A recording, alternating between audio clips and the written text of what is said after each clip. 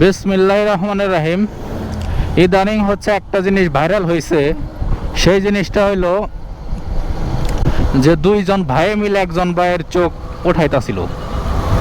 So এই জিনিসটা এতটা বিবর্ষ, এতটা বাংলার মানুষের হৃদয় ছুঁয়ে গেছে।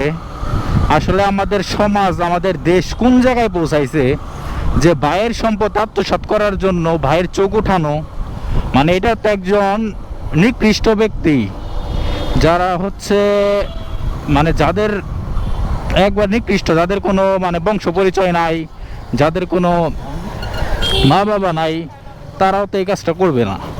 তো এই কাজটা হচ্ছে যে বাংলাদেশে আসলে কেয়ামতের আলামত এসে পড়ছে আর কি, মানে কেয়ামতের সময় এসে পড়ছে।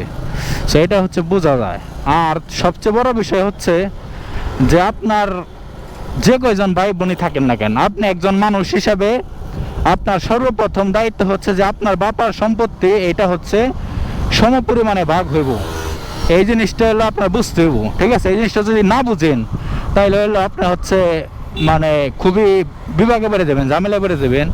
আর হচ্ছে যে যে মানুষ নাকি নিজের ভাইয়ের সম্পদ আত্মসাৎ করে খায়, ঠিক আছে, সেই মানুষের সমাজে কোনো জায়গা হওয়া উচিত না, ঠিক আছে? আর হচ্ছে যে যার নাকি মানুষের সম্পত্তির প্রতি লোভ, মানুষের টাকা পয়সার প্রতি লোভ, এরকম মানুষ কিন্তু সমাজ থেকে আস্তে আস্তে বিতাড়িত হইতাছে, মানে দালাল বলে পরিচিত হইতাছে, মানে মানুষ তাদের অপছন্দ করে।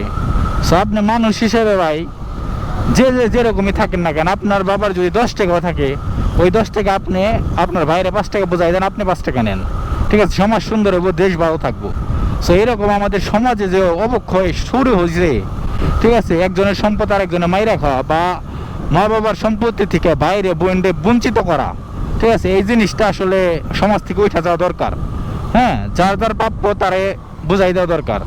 আর এই জিনিসটা হচ্ছে যেদিন ঠিকঠাক হইব ওই দিন আমাদের সমাজে রাহাজানি, মারামারি, আসলে ভাই এমন একটা জিনিস। হ্যাঁ, সো এই জিনিসটা যারা মূল্য না বুঝে তারা হলো অমানুষ, ঠিক আছে? সো ভালো থাকবেন, দেখা হবে আমার নতুন কোনো ভিডিওতে। আসসালামু আলাইকুম।